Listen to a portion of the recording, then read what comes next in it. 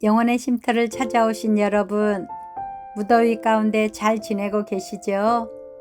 오늘은 사도행전 27장, 28장을 읽겠습니다. 27장.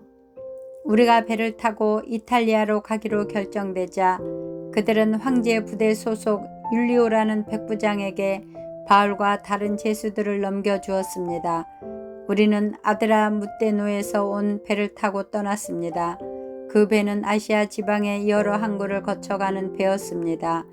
데살로니가 출신의 마게도니아 사람인 아리스다고가 우리와 함께 가게 되었습니다. 이튿날 우리는 시돈에 도착했습니다.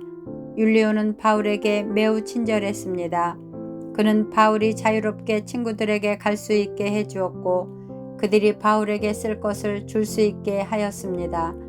시돈을 떠나 항해를 계속하려고 했을 때 맞바람이 세차게 불어와 키프로스 섬에 바짝 붙어 항해해야 했습니다. 우리는 길리기아와 밤빌리아 앞바다를 가로질러 항해한 후에 루기아 지방의 무라에 도착했습니다.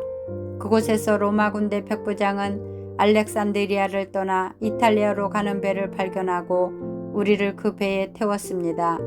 우리는 며칠 동안 천천히 항해한 끝에 간신히 니도 앞바다에 이르게 되었습니다. 맞바람이 너무 세차게 불어와 우리가 가려던 항로로 더 이상 나아갈 수 없어서 살몬의 맞은편에 있는 그레타 섬을 끼고 항해했습니다. 우리는 해안가를 따라 어렵게 항해하여 라세아라는 도시에서 가까운 아름다운 항구라 하는 곳에 도착하였습니다. 시간을 많이 빼앗긴 데다가 이미 금식 기간도 지나 더 이상 항해하는 것이 위험했으므로 바울이 그들에게 충고했습니다. 여러분, 계속해서 항해를 하다가는 큰 어려움을 겪게 될 것이라고 생각합니다. 배와 짐만 손실되는 것이 아니라 우리 목숨까지도 잃게 될 것입니다. 그러나 백부장은 바울의 말을 듣기보다는 선장과 선주의 말을 더 믿었습니다. 그 항구는 겨울을 보내기에는 적당하지 못한 항구였기 때문에 사람들은 대부분 그곳을 떠나 베닉스에 가서 겨울을 보내고 싶어 했습니다. 베닉스는 그레타 섬에 있는 항구 도시인데 남서쪽과 북서쪽을 향해 위치한 곳이었습니다.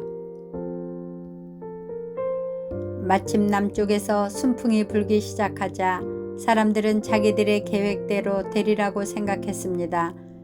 그래서 그들은 닻을 올리고 그레타 섬 해안을 따라 항해하기 시작했습니다. 그런데 갑자기 유라굴로라고 부르는 폭풍이 섬 쪽에서 불어왔습니다. 배는 폭풍에 휘말려 바람을 거슬러 조금도 앞으로 나아가지를 못했습니다. 그래서 우리는 앞으로 가려는 노력은 포기하고 바람이 부는 대로 배를 내맡기고 표류하기 시작했습니다. 그러다가 가우다라는 작은 섬의 남쪽 방향으로 떠밀려 갈 때에 우리는 간신히 거룻배를 끌어올릴 수 있었습니다. 선원들은 거룻배를 끌어올린 다음에 밧줄로 동여맸습니다. 그들은 배가 스르디스의 모래톱에 걸릴까 염려하여 돛을 내리고 배를 바람 부는 대로 떠밀려 가게 했습니다. 우리가 폭풍에 너무도 시달리자 이튿날에는 선원들이 짐을 바다에 던졌습니다. 3일째 되는 날에는 배의 장비마저 내어 던졌습니다. 우리는 며칠째 해도 보지 못했고 별도 보지 못했습니다. 바람은 계속해서 거세게 불어왔습니다. 결국 우리는 살아남을 수 있다는 희망을 모두 포기하고 말았습니다. 사람들이 오랫동안 아무것도 먹지 못하고 있는 가운데 바울이 일어나 그들에게 말했습니다. 여러분, 내가 크레타 섬을 떠나지 말자고 한 말을 들었어야 했습니다. 그랬다면 이런 손해를 입지 않았을 것이고 물건을 잃어버리지도 않았을 것입니다. 하지만 여러분, 이제 제가 권합니다. 용기를 내십시오.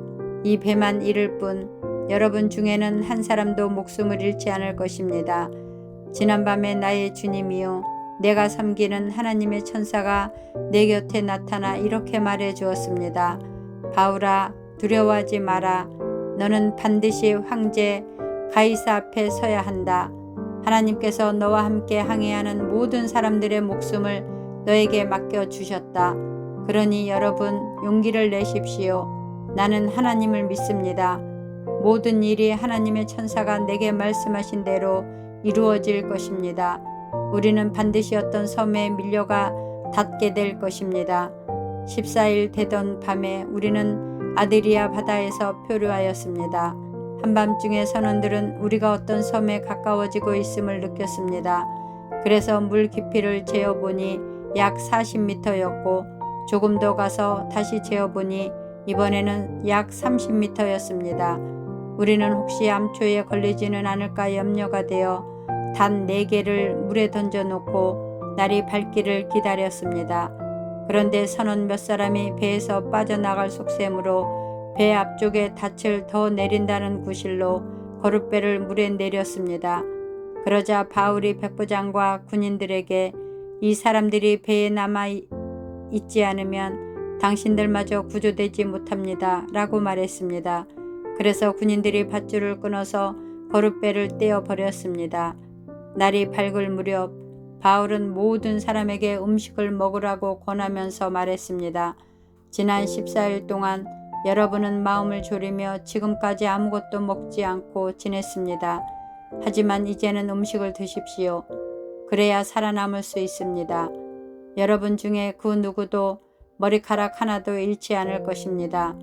바울은 이 말을 하고서 모든 사람 앞에서 빵을 들어 하나님께 감사 기도를 드리고 빵을 떼어 먹기 시작했습니다. 그러자 사람들도 용기를 얻어 음식을 먹었습니다. 배 안에 있던 사람들은 모두 276명이었습니다. 사람들은 음식을 배불리 먹고 나서 식량을 바다에 던져 배를 가볍게 했습니다. 날이 밝았습니다. 사람들은 그곳이 어느 땅인지는 알 수 없었지만 그들의 눈에 모래밭이 있는 항만이 눈에 띄었습니다. 그래서 그들은 어떻게 해서든지 배를 모래밭에 대기로 작정하였습니다. 그들은 밧줄을 끊어서 닻을 바다에 내버리는 동시에 키를 묶은 밧줄을 풀었습니다. 그리고 앞 돛을 올려서 바람을 타고 해안 쪽으로 배를 몰았습니다. 그러나 배는 두 물살이 만나는 곳에 들어가 모래톱에 걸리고 말았습니다. 뱃머리는 꼼짝도 하지 않고 배 뒤쪽은 거센 파도에 부딪혀 깨어졌습니다. 군인들은 죄수들이 헤엄쳐 도망칠까봐 그들을 죽이려고 계획을 짰습니다. 그러나 백부장 율리오는 바울을 살리고 싶어 했습니다. 그는 군인들이 죄수를 죽이지 못하도록 헤엄칠 수 있는 사람은 모두 바다로 뛰어들어 육지로 올라오라고 명령했습니다. 남은 사람들은 널판지나 부서진 배 조각을 붙잡고 나가게 명령했습니다. 그들은 모두 무사히 육지로 올라왔습니다. 28장. 우리는 육지에 무사히 오른 뒤에야 그 섬이 몰타 섬이라는 것을 알았습니다. 비가 오고 매우 추웠습니다.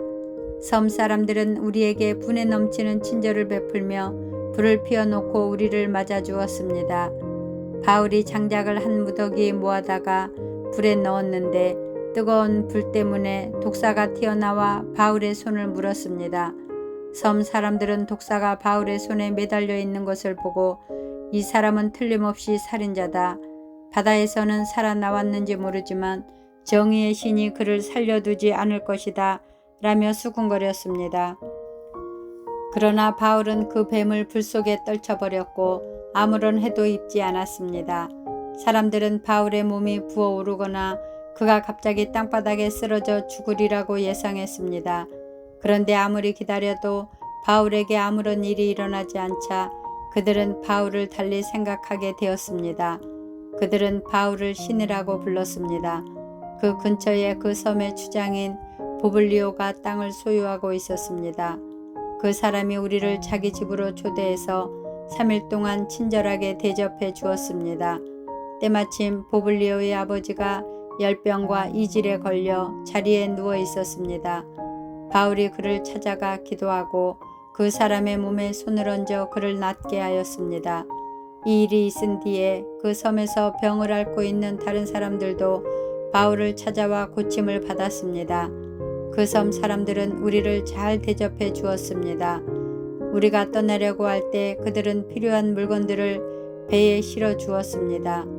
석 달이 지난 후 우리는 그 섬에서 겨울을 보낸 알렉산드리아 배를 타고 뱃길에 올랐습니다. 그 배의 앞에는 쌍둥이 신 표시가 있었습니다. 우리는 수라구사에 배를 대고 3일 동안을 지냈습니다. 그곳을 떠나서는 레기온에 도착했습니다. 그 이튿날 남풍이 불어와서 그곳을 쉽게 벗어날 수 있었습니다. 이틀 만에 우리는 보디올에 닿았습니다. 거기서 우리는 신자들을 만나 그들의 초청을 받고 일주일 동안 그들과 함께 지냈습니다. 그런 뒤에 마침내 우리는 로마에 도착했습니다. 로마에 있는 형제들은 우리가 온다는 소식을 듣고 앞비오 광장과 세여관까지 우리를 마중하러 나왔습니다. 바울은 그들을 보자 용기를 얻었으며 하나님께 감사했습니다. 우리가 로마에 도착했을 때 바울은 그를 지키는 군인 한 사람과 함께 혼자 지내도 된다는 허락을 받았습니다. 3일 뒤에 바울은 그곳에 유대인 지도자들을 불러 모았습니다. 그들이 모이자 바울은 이렇게 말했습니다. 동포 여러분, 나는 우리 백성이나 우리 조상들의 관습을 거스르는 일을 한 적이 없습니다.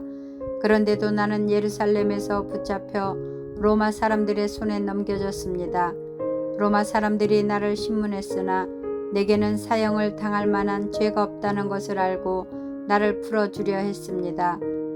그런데 그곳의 유대인들이 반대해서 나는 로마에 와서 황제에게 상소할 수밖에 없었습니다. 그렇다고 해서 내 백성을 고발하려는 것은 아닙니다. 이런 이유로 여러분을 뵙고 말씀드리고자 오시라고 했던 것입니다.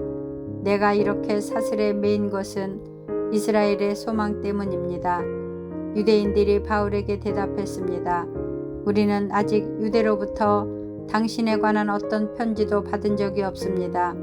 또 유대로부터 온 우리 형제들 중에서 당신에 관한 나쁜 소문을 전하거나 당신을 나쁘게 말한 사람도 없습니다. 우리는 다만 당신 생각을 듣고 싶습니다. 우리가 알기로는 어디를 가도 당신 종파에 대해서 반대하는 사람이 많다고 합니다. 바울과 유대인들은 만날 날짜를 정했습니다. 그들이 되었을 때 더 많은 유대인들이 바울이 지내고 있는 곳으로 모였습니다. 바울은 아침부터 저녁까지 그들에게 하나님의 나라를 설명하고 선포했습니다. 또 모세와 예언자들의 글을 예로 들어서 그들이 예수에 관한 것을 믿게 하려 애썼습니다. 바울의 말을 믿는 사람들도 있었지만 믿지 않는 사람들도 있었습니다. 그들이 이처럼 의견이 갈린 채 헤어질 때에 바울이 한마디 말을 남겼습니다. 성령께서 예언자 이사야를 통해 여러분의 조상에게 말씀하신 것은 진리입니다. 이 백성에게 가서 말하여라. 너희가 듣기는 들어도 깨닫지 못하고 보기는 보아도 알지 못할 것이다. 이 백성의 마음이 무디어졌고 귀로는 듣지 못하며 눈은 감겼다. 이는 그들이 눈으로 보고 귀로 듣고 마음으로 깨닫고 내게 돌아와 고침을 받지 못하게 하려는 것이다. 그러므로 여러분은 하나님의 이 구원이 이방인들에게도 전파되었다는 것을 알아야 합니다. 그들은 들을 것입니다. 없음. 바울은 자기 셋집에서 꼬박 2년을 지내면서 자기를 찾아오는 사람들을 다 맞이하였습니다. 그는 담대하게 그리고 아무 방해도 받지 않고 하나님의 나라를 전하고 주 예수 그리스도에 관해 가르쳤습니다. 아멘. 사랑하고 축복합니다.